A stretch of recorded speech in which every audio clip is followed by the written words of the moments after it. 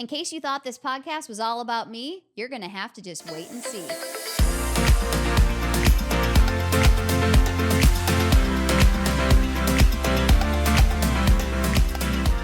Hey guys, it's Katie, your host of Faith at Work, and you know it, I've got my first ever guest, Rosa Madrid. Rosa! Woo-hoo! Welcome to the show. I was in the comments the other day and someone named how many subscribers I had. I was like, yeah, we're just getting rolling. I haven't had my first guest yet. So I have been like having these huge God moments where God's like, hey, like, work with Rosa. And Rosa's like, I don't really want to work with you right now. No, that's not how it went down. And I'm like, hey, no, seriously, like God's telling me like we're going to do something together. And then, we kind of like everything, God's timing, right? Yep, Not our timing. So I am so excited to introduce you to Rosa. Rosa she's amazing. She's like one of those people that you can just feel Jesus on. Like everyone wants to be part of what she's doing or they want to talk to her, but they're like, why? Like, yeah, she's great, but like, what is that extra energy that she's bringing? And one time I literally said, Rosa, you're like, you have this gift where every single person that you meet wants to work with you or like wants to be part of what you're doing. And she literally said, I don't know if you remember. No. She looked at me and she goes, seriously, it's Jesus. Okay. You said, seriously? Yeah. It's like Jesus. If there's any factor that you can't really put into words, which Katie's so sweet, by the way, I think that was a little much, but thank you. Hey, that's my real deal. Yeah, no, Katie's awesome. But thank you. That's funny. I remember saying, now you say that, I remember saying that, and it is like, I think sometimes, and Katie has that factor too in her. Like, I think when people have that in them and you can't really put it into words, I think it's definitely Jesus talking and living through that person as well. I love that. So the first question on Faith at Work always when we have guests, even though you're the first, is how has God worked in your life, in your work? So what has faith at work really meant to you? Yeah, so I think in so many ways, right? I think as a believer, we see God in and through everything, right? Mm-hmm. But specifically in work, I realized that He's been at every footstep, even though I didn't always like feel or think He was there. I really got into my business. I was bartending at the time and I was so like sick of it and I just didn't want to be in that environment anymore. And I remember praying and thinking like, okay, what do I need to do to get out of here? Like, do I go back to school? I had already gotten my degree. So it's like going back to school was not like on the top of my list and I just didn't know what else to do.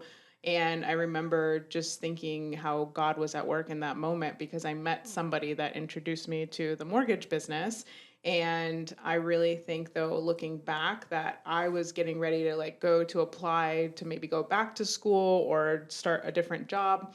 And I think the thing that I can take away from that lesson the most at the very, very beginning of like what I would say my career is that I still had to move in action, even not knowing like what was going to happen. So I feel like having faith at work is literally also moving in action towards something, whether you believe or don't know if it's going to work out for you. So that was like the first step for me and lesson I think that God really showed me like, hey, I need you to move too, and then show that you like not show. That's me thinking I have to show my faith, but I knew I had to show for myself like, hey, you have the faith to like keep trying or keep doing something different. So as I was about to apply, I finally had met this person and I had to call them like a lot because I was so like, I don't want to say desperate, but I was so ready for a change that persistent. Yeah. She was persistent. I was. And I think that's like such a lesson that, now looking back, I, realize a lot of people would maybe be in that same situation and try like one thing to get out of a business and then they quit because, that thing didn't work out for me. But I called multiple times to try to get an appointment with this person to be able to work underneath them, and it ended up working out. And now here I am almost 9 years later doing the same thing, which is pretty wild. Isn't that great too, that sometimes people even make the excuse, like if they try something that they think that they heard God saying to them and they try one time, like, oh, that must not have been God. Yeah. It's like, how many times in the Bible does God tell the person one time, or does the person go to God one time and it's just like, oh, okay, thanks God, that was confirmation that everything's going to work out just how I planned. Yeah, no, absolutely. It is. And that's like a lesson I think we constantly have a lot, right? Like we're the next venture, the next thing that is unknown or maybe scary to us. Like this is my first podcast actually that I've ever done. And on the way here, I was like, God, I know you'll give me the words to say and stuff. But yeah, it's like with anything, any new adventure, you're always going to have like the doubts or somewhat of an imposter syndrome. And then like, again, that faith at work really with God, like invites him into it. And then it just turns into more than what you could have imagined. I love that. All I kept thinking was like disqualification. That's like the number one thing the enemy's trying to do is steal, kill, and destroy. And the big thing that he does with women especially, I think, is disqualifies you from what you're doing. Like, who wants to hear from me? Why me? Like, why should I start that podcast? Why should I be a guest? Why should I write that book? And it's like, it's not you, it's what God can do through you, but it takes cooperation. So just like Rosa said, that she might hear something or think that God's telling her to do something, but if you don't take action, he's going to find someone else. That was like chills when I first really realized that. It was a few weeks ago where I just thought, oh my gosh, like God's going to have to use someone else if I don't come up to the plate. And he will. God will find someone to do what he's called you to do, or you can step up and start doing it yourself. So I know that you have made kind of a shift, and we can finally launch it now because we know the date that this launches. So what is your new shift in your business that God's kind of like laid out for you as you've kind of gone on this journey over the last 9 years? Yeah, so a couple of things. Katie obviously knows and actually was an encourager. I'll say 2 shifts, right? Because I know Katie knows, but obviously I had gotten my real estate license last year. I had been talking to Katie about it, and coming from the mortgage business, you know, Katie was someone that was really like a support. You know, a lot of people in this industry can feel threatened by things, and Katie was like just complete support. And I'd always like been curious about the real estate market. So I did get that license, which was somewhat of a shift as well, and something that I'm still like proud to have just because I am a learner. I love the knowledge that I get to learn about the real estate market. But in addition to that, my mortgage license now, which officially by the time this will launch, it'll be public, but I've decided to go into my own endeavor with mortgage lending. And basically that means is I don't really have any more management above me. Like it's really me running my own business, how I see fit, and being able to help a lot more with the range that I'll have as a business owner in the mortgage space for myself. So that was a shift too, you know, like I honestly, and I shared with Katie, like I felt a lot of judgment towards myself because I hadn't really found my mortgage home in the last couple of years after leaving, you know, a couple of companies. But I really feel like God has laid on my heart, like, hey, you are fit to lead and be, you know, a leader in this industry. And I'm not saying I don't need support or I'm not open to leadership, but what I do realize is that God wanted me to start my own thing, and I think officially I've surrendered to the moment, you know, again, like walking out in faith and being like, can I do this by myself? Like, you know, do I need, you know, this? Do I need that? And realizing this next step will give me a lot of liberty to help people more, number one, and then number two, also just give myself like the ability to lead and things that I find like that I'm passionate about. Like I'm passionate about leadership, and now I get to lead the business the way that I see fit. So I'm really excited about that. It's those handcuffs. Like when you're with a company, you know, some people, and I think at first when you get started, like when I started with Toll Brothers, that was a huge blessing. Yeah. Toll Brothers taught me more than I could have ever learned if I would have just been like 100% on my own from the very start. I mean, not just about teamwork, but about like growing a business and instilling confidence, right? Like you have the confidence now to do it. And you also know that you're not alone. Yeah. Like you have God, not just the support that you're going to link into with your company, but if you have God, you have everything that you need. So when you really start believing that, you can step out in faith, but you can also start doing things that seem scary or that people are like, oh, are you sure you want to do that? And you're like, yeah, I do. Like that is something that I'm here to do, which is lead. Yeah. And it's hard to lead in a company that maybe like partially, like it hits like 5 of your 10 values, right? Yeah, like absolutely. You're like, okay, this is like the best of the worst is kind of what you're saying. Like this hits 5 of my 10, but like, what if I could lead from a place of 10 out of 10? Yeah. Which is what you're able to do now. So powerful. And it's what my brokerage is for me. It's like every time I think about stepping into something else, I'm like, okay, they are putting God first. They are, you know, amazing, and they allow people to train, and they're so good for the people, and there's profit share and all these things. And I start thinking, okay, well, what if I did this through God right now, right here?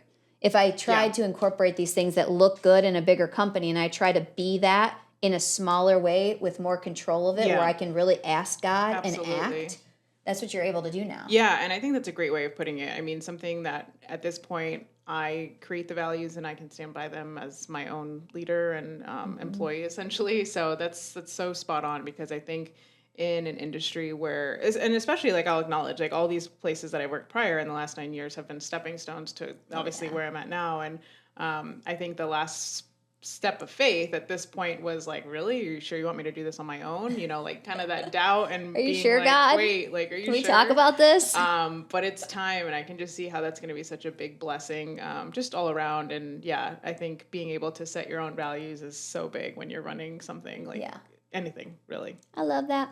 What is in your heart right now? So like that's something that with Faith at Work, I've just kind of off the cuff, like you can probably tell it's a little bit just raw, like whatever you're thinking in the moment. What's something that's been on your heart, like whether we're in a really crazy time right now, like election wise, we're in a crazy time with the way people are treating each other, but like what's something that's been coming up for you repeatedly? I think for me right now is grace. I feel like that theme has been reoccurring not only for myself, but for others as well. I think in a time where everyone wants to be their own thing or not, so to speak, be told like what to do, I think grace is the biggest thing that comes to me. I know how many times for me personally that people have granted me grace through the best and the worst times of my life. And I think during these times where there's a lot of unknowns and just uncertainties, I think grace is the reoccurring theme for me. Like if someone cuts me off in the car lane, which, look, I'm not one to be perfect all the time when it comes to that, especially if you live in Naples, Florida. You know what I'm talking about? Like that's the one thing that still gets to me, and I'm like, why? Like, but anyways, that's for another podcast.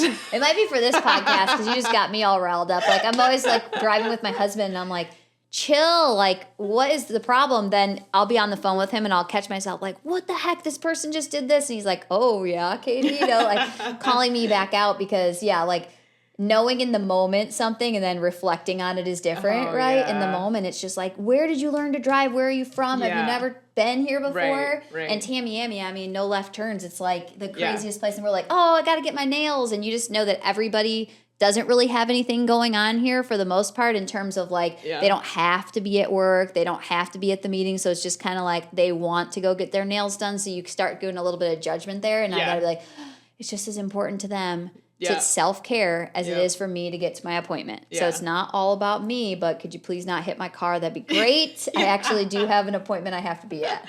I know, right? So like just the grace that I have been extended, I try to do that unto others. And I just feel like I have a lot of empathy, I think, for how people feel about just certain things going on in this world. And I think there's a lot of people that haven't known God or ever got to know Jesus personally. So I'm not saying that, you're missing out, but you're missing out. I'll say it. If she's not going to say it, I'll say it. You're missing out. Yeah. And so it's just, so then once I realized that there's just such an unknown for so many people about what it looks like to have God in your life or a relationship like that, I think that's where I try to extend more grace, because I remember at my other points in life where I didn't have such a strong relationship with God, or I thought I didn't need God, I'm sure at one point during my college career. So it's just trying to extend grace during these times where I think everyone's a little bit more on edge than normal. Oh yeah. I mean, it's crazy right now. I mean, and not only extending grace to others, but to yourself. Yeah. I think that's something we really overlook a lot of times, where we get so down on ourselves, especially I think when you're a Christian. We were talking about this earlier. It's like when you're a Christian, you're like, how amazing the relationship with God is. You know what God has done for you. You know where God's going. You know that every little step, like it's like the little lantern lighting your next step. It's not like a big boom light that's like, hey, you're going to end up there, but you've got to keep taking the little steps every day. And when you don't take a step, or you take a step and you're like, oh, like that's the wrong step. Yeah. I think it's hard when you're a Christian and you're trying to tell people how amazing God is. When you have a hiccup, it's like magnified, not just to others, but to yourself. Like where you really have to look in yourself and be like, hey, I need grace too.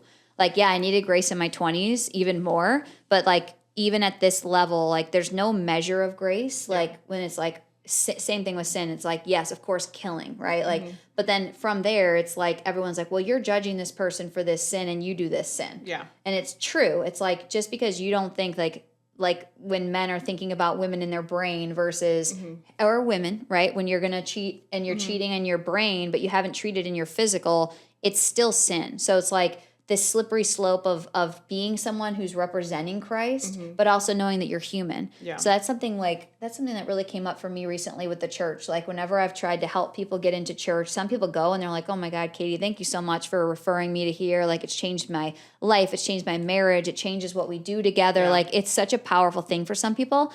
Then other people, they've had such bad experiences at church because they are judging church on humans. They're going to a church, and because a human acts a certain way, they're like, that's what church is. It's these fake people that are saying that they believe in God and then acting a totally different way. It's the same thing with the parking lot, right? You pull into the parking lot at church and someone like lays on the horn and cuts you off, and you're like, weren't you just like listening to the church service? Like let's take at least 15 minutes afterwards and kind of apply it to our lives. Or the best part is when you're going to church and someone cuts you off and then you both end up in the same parking lot before. That's happened to me before, and that's why when I'm always driving to church, best behavior. You're like, no problem, let it go, They right? could be going to the same parking lot as me, you know. Okay, so. I tell my husband that all the time, like when we're going to meet a new customer. Like say you're driving to meet a new customer, right? And you're going to meet them at like a place for lunch.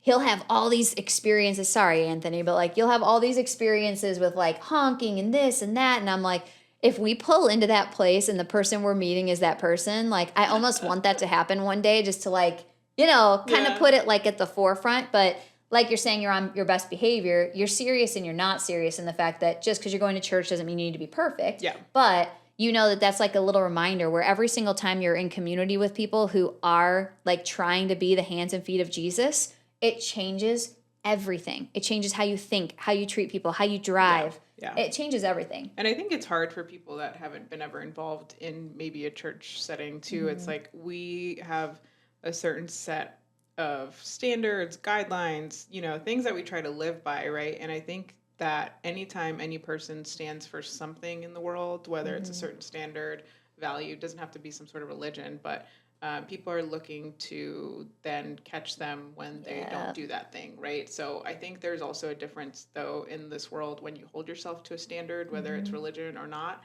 And I think we hold ourselves accountable to that, you know, a little bit more. And so other people want to hold us accountable to that. And they say this person, or the first time they see you make a mistake, they want to point it out because you're claiming to be a Christian, you're claiming to hold a standard, you're claiming to be this type of character, right? But the rest of the world, I'm not sure where that accountability comes in. So I feel like it's a lot more looked at on any type of organized religion, so to speak, versus just being like whoever on a random day. No, like who's holding them accountable. Like it's kind of like when I like Charlie Kirk. So when I watch Charlie Kirk and he basically says, like, the person says, I'm atheist or I don't believe in God or whatever, and then they say, well, is murder wrong?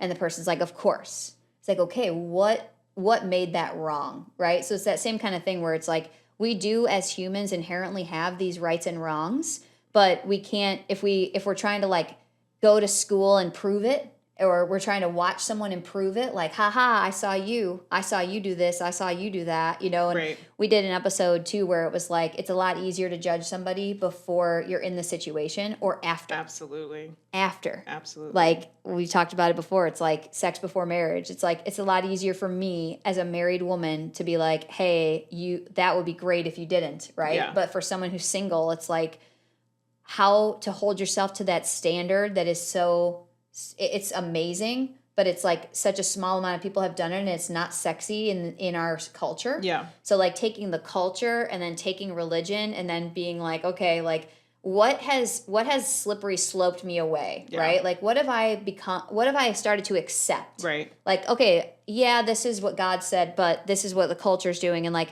is meeting in the middle enough? Right. Like it's tough. It is tough. And I think, you know, anyone that thinks like that, I think we're doing the best we can, you know, whether that's that topic or another one. And I'm not saying that you should abuse that, right? Like, I don't think anyone inherently tries to abuse that unless they're classified, you know, maybe insane or something. But, you know, I really don't believe people try to abuse grace, honestly. I think we all try to do the best we can. And I think if you're not in religion, constantly we abuse that term grace, like, or I don't want to say we, but if you don't believe in like a Christian or any type of faith, I think people see us as like abusing grace, but really like grace is like not even something we can really fathom from God. Like it's his own infinity of love that we can't really, I don't think, fathom on this earth.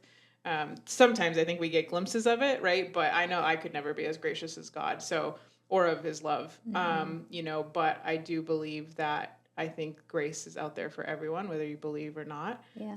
And I just think, that's just been something that I keep thinking to myself. And I don't know, I think God meets us where we're at too. So. Yeah, I do too. And I think like when I first started looking at it, where I started hearing like putting super on your natural, right? Like Pastor Tracy at Grow Church says that a lot, where she's like, why would you not want to put super on your natural and have supernatural promises and capabilities, really? Like once you're in the Word of God, you actually believe that you can help heal people by touching them. Like what is the worst thing that happens there is kind of like the conversation I've had with a couple people who are like super anti-church. Actually, two of my best guy friends are like 100% atheist, like anti-church, and I feel like I'm in their life for a reason, and it's maybe to be like an example as close to Jesus as they can see, but also just to be able to ask them, like, what is it about it? And a big thing that comes up for them is always like the people, obviously, like watching the people who are in faith and then having problems or not being perfect and then judging that by that.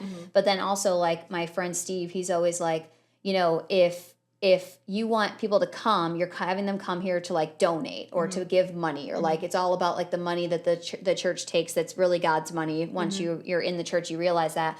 But when he started saying that to me, I was like, okay, what would be my goal?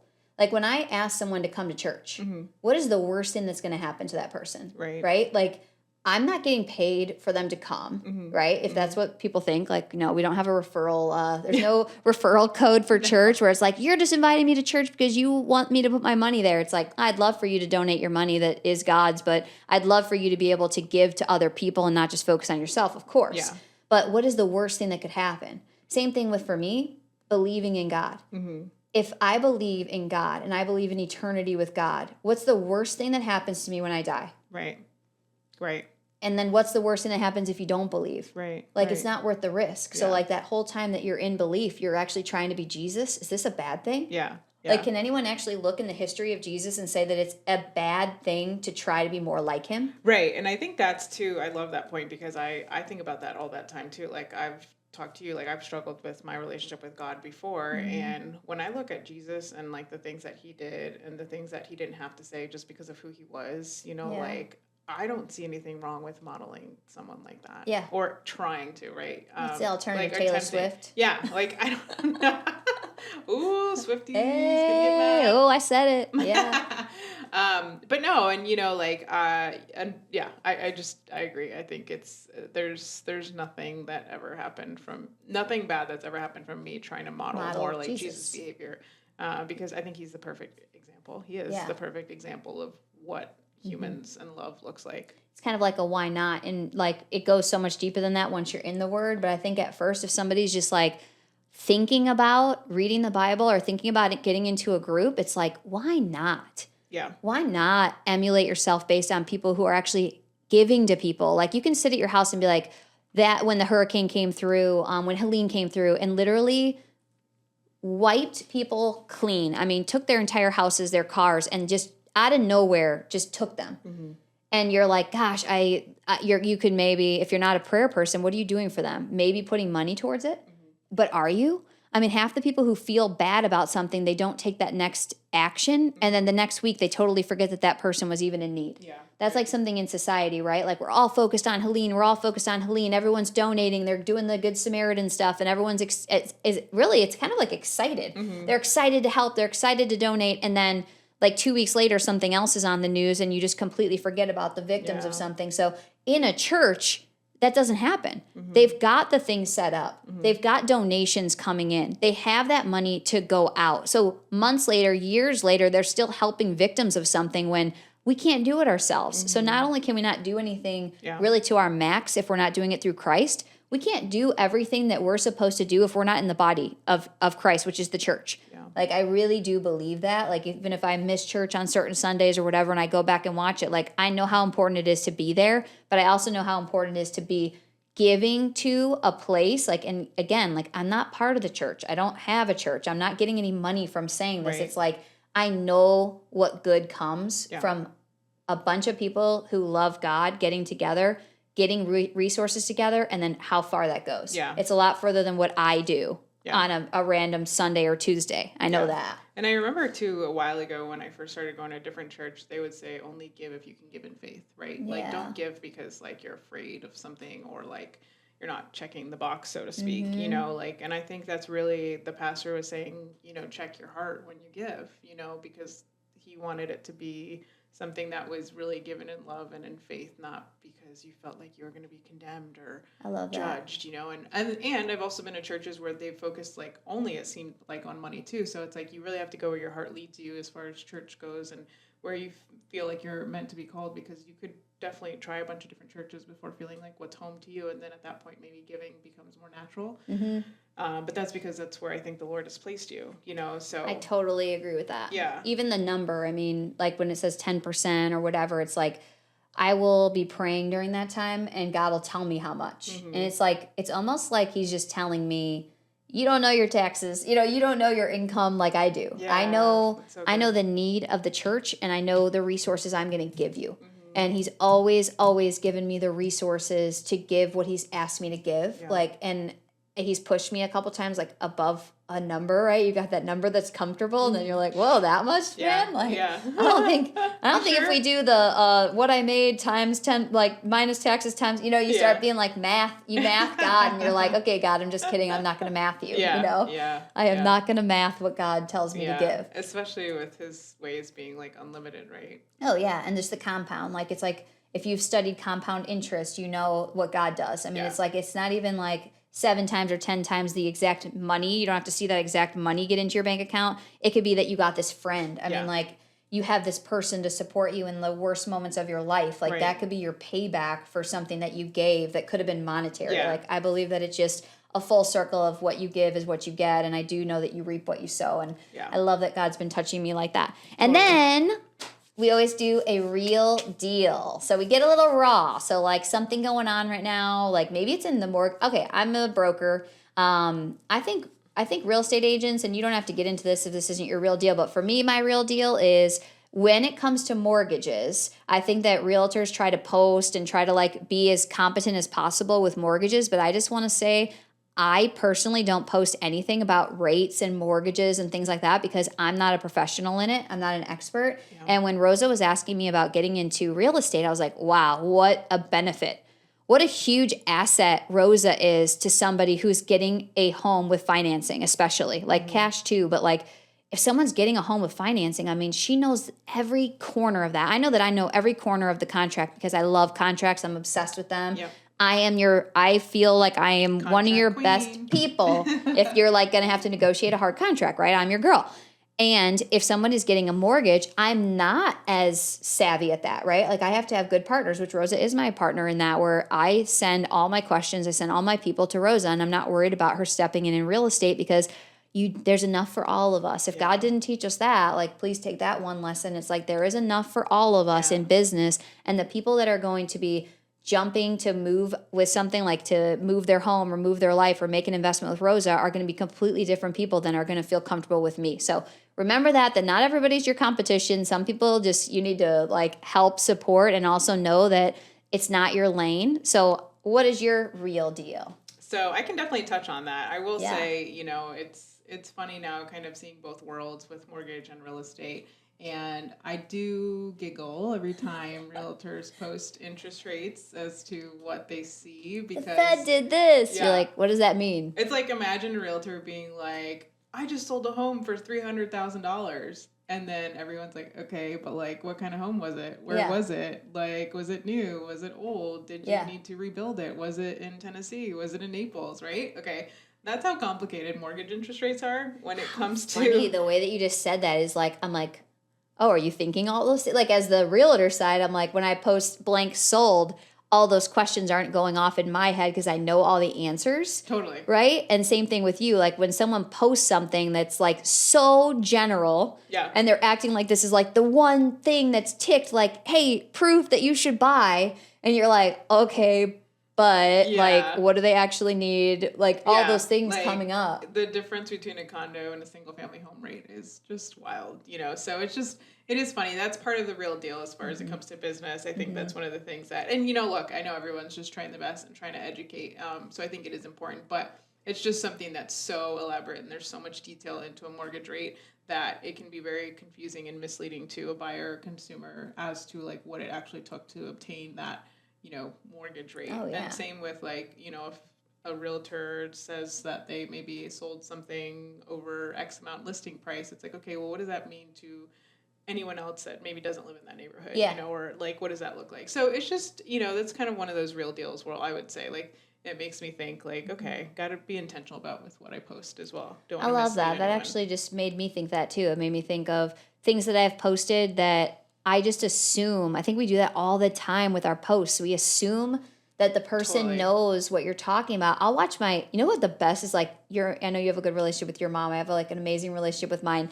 I always like watch my mom's reaction to something that I post and I'm like, what? Like, I'm literally like, what did you hear, see, do, think? Like, her reaction really helps me realize sometimes when I'm too general or too broad in something or like completely off the mark because I'm like, oh my gosh, Mom, like, I got to take that down and repost this a different way if that's what you thought I said or if that's what you think that was. Yeah, and that happens to me too, right? I think when we're in our own business, like everything happens so automatically in our heads that we don't think of really elaborate. Like that one post would have probably been like 4 or 5 different posts, you know, with all the information that we end up giving. But it definitely is a good idea to get a perspective from our mothers. Yes. I'm like, whoa. I was like, the glasses, like we talked about that the other day. It's like, the lenses that everyone's looking through to watch the same thing and see something completely different is so crazy. It is. Like, I want to put other people's lenses. I'm doing it more and more. Like, I think, like, even just over the time that me and you have known each other, I know I've noticed differences in you, and I hope you've noticed differences in me. Like, I'm growing a ton to be like, oh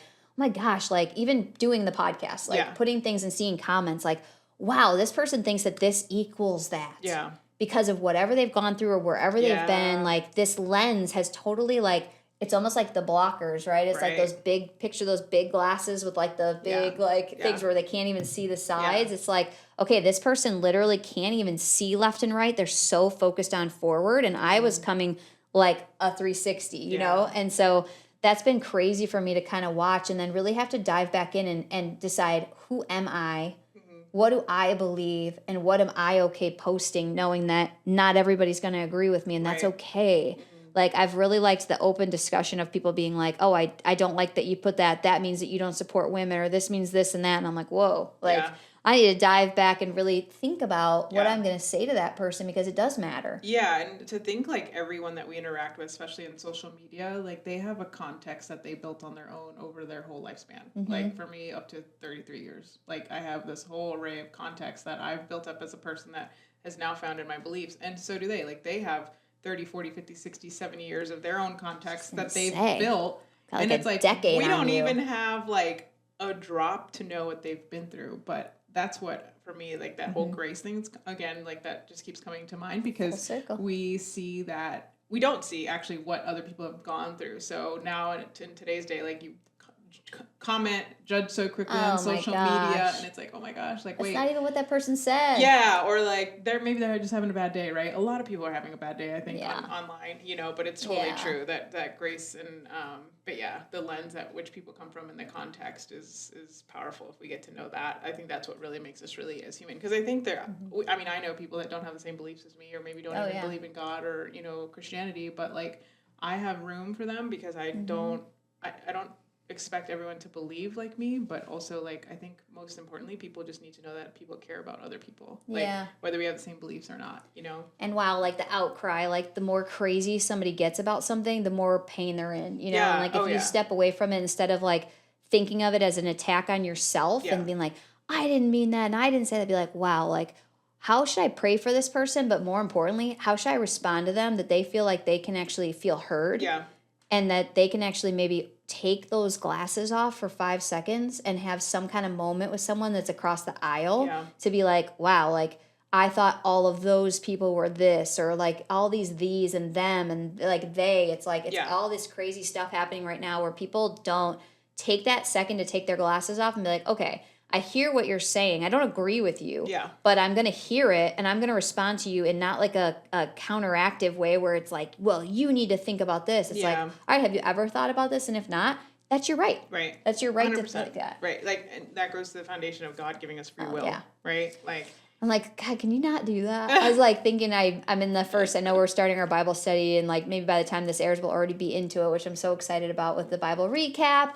But with that, starting the Bible and reading it from the very beginning, what happened in the first 6 chapters of Genesis, I still like, you know, when you don't just read the Bible from the beginning and you're like, you have all these things in your head that you think that happened over like 50 books or something. Like the amount of things that happened in the first few chapters of the Bible, and then you're like, well, how did Cain, like, who did they marry? And like, was it all like, there's all the questions that come up. It's like that same thing. It's like, you just have to be like, okay, like read everything, but take it in and pray to God. Like, what are you trying to say to me today through these words and through this chapter? And then how can I help other people do that? Because it's literally life changing. Yeah, it's changing my life. So I want to go over, we were talking about like your verse that kind of was coming up for you this week. So do you want to share that? Yeah. So I was thinking about a verse earlier before we started this podcast, and I think it's one that just helps right now in these times for anyone maybe struggling with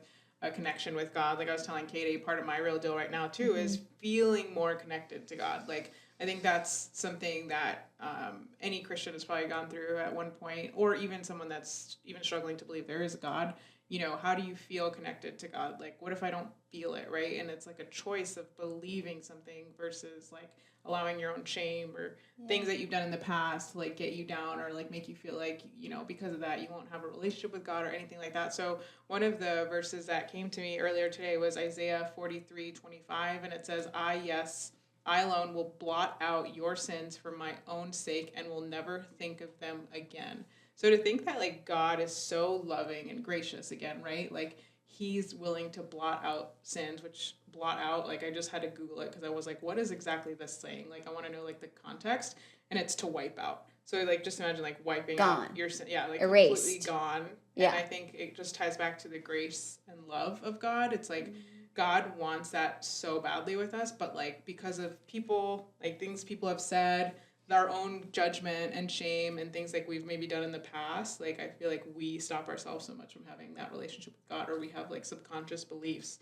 that stop us from having a relationship with God. But that scripture really spoke out to me this week because I just feel like God is so invested in you that he wants to be present with you, and he wants like every moment with you, like whatever you did the second before, the minute before, the hour before, like, because we all sin, right? Like we all like have thoughts that maybe we don't act on or we don't say, but we do sin in some way, like even in our minds, right? So whether it's something you've done or thought or said, you know, God wipes that away and like wants every minute to be fresh with him. So I just thought that was so powerful. I love that because it's hard enough to do that with other people. Like someone will still be thinking about something so little. Like think about the little things that someone has done. Oh yeah. Where like months later, this person's name comes up and it's just like something like in the back of your head. You're like, yeah, that person did this. And it's like, whoa. Yeah. If God can take all of my sin and wipe it clean like on an erase board, and it's like literally white. Like that's just what I was picturing every time you said that, is like, it was all these things written and then just white. Like, I have a fresh start every single day because of God, and I have a fresh start with every sin because I'm not sinning on purpose to be able to say, oh, don't worry. Exactly. Like you were saying earlier. It's not to abuse it. It's not to say, oh, but if I sin, it's forgiven. Right. Like that is not the use of wiping out sin. It's that he can look at you fresh. Why can't we look at ourselves and other people completely fresh? Yeah. Especially people, right? Like, that we have to deal with like day to day. Or should we get into daddy issues or like let's do that. Daddy issues on the next next podcast, like potty daddy potty. Our next podcast is about daddy issues because we got some of those. But no, I'm just saying that because it's like we want that. We get that for free when we have this relationship with God. but how willing are we to wipe the board clean? Yeah. So let's just end with that and saying that we hope that this was meaningful for you. We hope we are intentional with what we say and do. So we know that if you're here and you were listening to this, that we hope that you got a fresh perspective on God and what God can do in your life, because faith at work is for a reason. It's so you can take these moments to hear something fresh, hear something new, and hopefully wipe that board clean and start over the next day. And we are so excited that you came. We hope to see you on the next podcast. And until then, stay elevated. Bye.